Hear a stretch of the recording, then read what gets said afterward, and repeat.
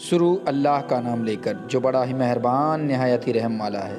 حضرت آدم علیہ السلام کو ہم بستری کس نے سکھائی؟ پیارے عزیز دوستوں، ہر انسان کے ذہن میں یہ خیال آتا ہے کہ حضرت آدم علیہ السلام ہمارے باپ ہیں۔ انسان اپنی نسلوں کو بڑھانے کے لیے اپنی بیوی کے ساتھ ہم بستری کرتا ہے اور اس کو یہ جانکاری ایک دوسرے سے ملتی ہے کہ کیسے ہم بستری کیا جاتا ہے اور نسلیں کیسے بڑھتی ہیں۔ لیکن سوال یہ ہے کہ حضرت آدم علیہ السلام کو ہم بستری کرنا کس نے سکھایا ہوگا اور آپ نے ہم بستری کیسے کی ہوگی؟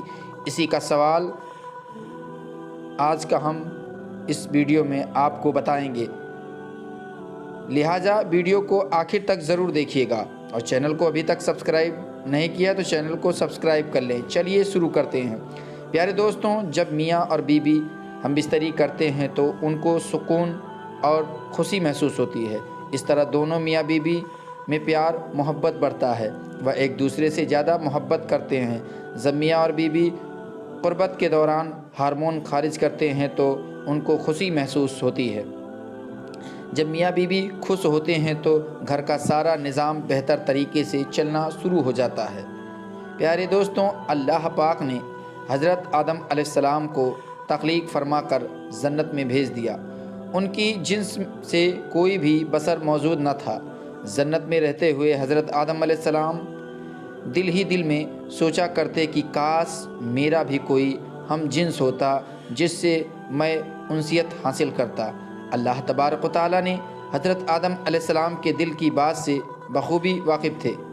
حضرت آدم علیہ السلام سوچ رہے تھے کہ اللہ تبارک و تعالیٰ نے حضرت حوا علیہ السلام کو حضرت آدم علیہ السلام کی بائیں پسلی سے تخلیق فرما دیا۔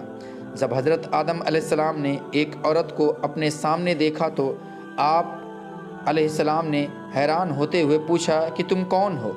حضرت حوا علیہ السلام نے جواب دیا کہ میں عورت ہوں۔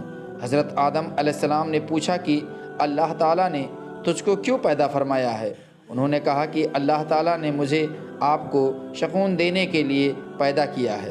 پیارے دوستوں، حدیث پاک میں ہے کہ رسول اکرم صلی اللہ علیہ وآلہ وسلم نے کنوارے لڑکے اور لڑکی کو مسکین کہا ہے، کیونکہ دونوں کا کوئی ساتھی نہیں ہوتا۔ اس لیے ہمیں چاہیے کہ لڑکا اور لڑکی کی جلد ہی جلد شادی کر دیں تاکہ وہ میاں اور بیوی بن کر ایک دوسرے کے قرب سے سکون حاصل کر سکیں۔ بعض روایت میں آیا ہے کہ حضرت آدم جنت میں خوشی سے زندگی بسر کر رہے تھے۔ اللہ تعالیٰ نے دونوں کو ایک درخت کا پھل کھانے سے سختی سے منع کیا ہوا تھا۔ کچھ روایت میں اس واقعے کو اس طرح بیان کیا گیا ہے کہ وہ بہت ہی خوش تھے کیونکہ اللہ تعالیٰ نے ان کا کوئی مؤنث پیدا نہیں کیا تھا۔ حضرت آدم علیہ السلام دل ہی دل میں یہ بات سوچ رہے تھے کہ کاش میرا بھی کوئی مؤنث ہوتا، میری بھی کوئی جنس ہوتی جس سے میری نسل آگے بڑھتی۔ یہ بات کو دل میں لاتے ہی اللہ تعالیٰ نے حضرت آدم علیہ السلام پر نیند طاری کر دی۔ انسانوں میں یہ پہلی نیند تھی جس نیند میں اللہ تعالیٰ نے حضرت آدم کی بائیں پسلی سے حضرت اماں حوا کو پیدا کر دیا۔ چنانچہ جب حضرت آدم علیہ السلام بیدار ہوئے تو اپنی بائیں طرف آپ نے ایک ایسی عورت کو دیکھا جو بہت ہی حسین و جمیل تھی، جس کی شکل حضرت آدم علیہ السلام سے بہت ہی ملتی تھی۔ جب آپ علیہ السلام نے عورت کو دیکھا تو پوچھا اور آپ سب کچھ جان چکے تھے۔ اللہ تعالیٰ نے عورت کو کس لیے پیدا کیا ہے؟ ایک فرشتہ اللہ تعالیٰ کے حکم سے حضرت آدم علیہ السلام کے پاس آیا۔ اس نے آپ علیہ السلام کو سلام کیا اور اس نے حضرت آدم علیہ السلام سے دریافت کیا کہ یہ جو چیز آپ کے سامنے کھڑی ہے یہ کون ہے؟ حضرت آدم علیہ السلام نے جواب دیا کہ یہ عورت ہے، اس کا نام حوا ہے۔ فرشتے نے حضرت آدم علیہ السلام سے پوچھا کہ اس کا نام حوا کیوں ہے؟ آپ نے فرمایا کہ اس کا نام حوا اس لیے ہے کہ اس کو میری پسلی سے پیدا کیا گیا ہے، جس کی وجہ سے اس کا نام حوا ہے۔ حضرت ابراہیم نخائی رحمۃ اللہ علیہ روایت کرتے ہیں کہ جب اللہ تعالیٰ نے حضرت آدم علیہ السلام کو پیدا فرمایا تو اللہ تعالیٰ نے حضرت آدم علیہ السلام کی طرف ایک فرشتے کو بھیجا جس نے حضرت آدم کو فرمایا کہ اللہ تبارک و تعالیٰ کا حکم ہے کہ تم حضرت حوا سے ہم بستری کرو۔ اللہ تعالیٰ کے حکم پر آپ علیہ السلام نے حضرت حوا سے ہم بستری کی۔ جب حضرت آدم حوا سے ہم بستری کر کے فارغ ہوئے تو حضرت اماں حوا نے کہا کہ اے آدم، یہ تو بہت ہی اچھی چیز ہے۔ بعض روایت میں اس واقعے کو اس طرح سے بیان کیا گیا ہے کہ اللہ تعالیٰ نے حضرت آدم علیہ السلام اور حضرت حوا علیہ السلام کو جنت سے پھل کھانے سے منع کیا تھا، لیکن شیطان کے کہنے پر آپ نے اس درخت کا پھل کھا لیا تھا، جس کی وجہ سے اللہ تعالیٰ نے حضرت آدم اور حضرت حوا کو زمین پر الگ الگ مقام پر بھیج دیا۔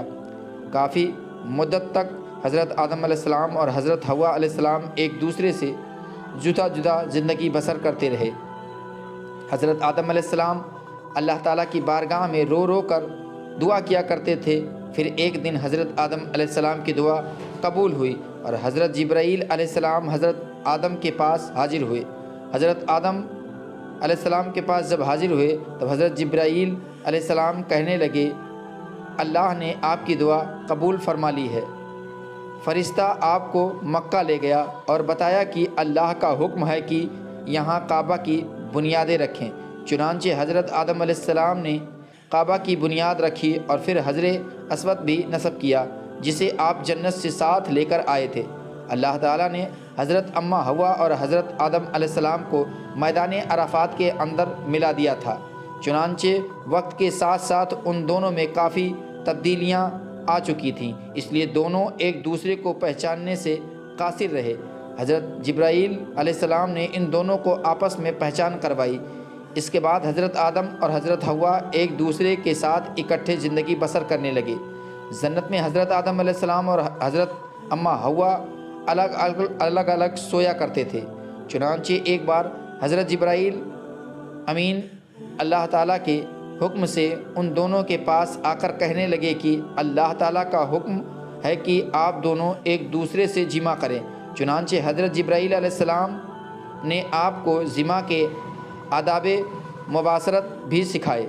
حضرت جبرائیل حضرت آدم کے پاس آئے اور ان کو اپنی بیوی حضرت حوا علیہ السلام کے قریب ہونے کا حکم دیا اور ان کو آداب مباشرت بھی سکھائے۔ حضرت آدم علیہ السلام کو حکم دیا کہ جا کر حضرت اماں حوا کے ساتھ لیٹو اور ان سے ہم بستری کرو۔ حضرت آدم نے اللہ تعالیٰ کے حکم کی تعمیل کی۔ پھر حضرت جبرائیل نے کہا کہ تم نے حضرت حوا کو کیسا پایا؟ حضرت آدم نے جواب دیا کہ میں نے بیوی حوا کو بہت ہی اچھا محسوس کیا۔ پھر اس کے بعد حضرت حوا نے نسل انسانی کی ابتدا ہوئی۔ پھر اس کے بعد حضرت اماں حوا سے نسل انسانی کی ابتدا ہوئی اور بعض روایت کے اندر ذکر ہے کہ حضرت حوا علیہ السلام کو 20 حمل ٹھہرے اور آپ کے یہاں 20 لڑکے اور 20 لڑکیاں پیدا ہوئیں۔ پیارے دوستوں، اس طریقے سے دنیا میں نسل انسانی قائم ہے۔ پیارے عزیز دوستوں، امید کرتا ہوں کہ یہ ویڈیو آپ کو پسند آئی ہوگی۔ اگر ویڈیو پسند آئی ہو تو ویڈیو کو لائک کریں، دوستوں کو شیئر کریں۔ چینل کو ابھی تک سبسکرائب نہیں کیا ہے تو چینل کو سبسکرائب کر بیل آئیکن کو ضرور دبا لیں۔ اپنا خیال رکھیے گا، ملیں گے اگلے ویڈیو میں، تب تک کے لیے خدا حافظ۔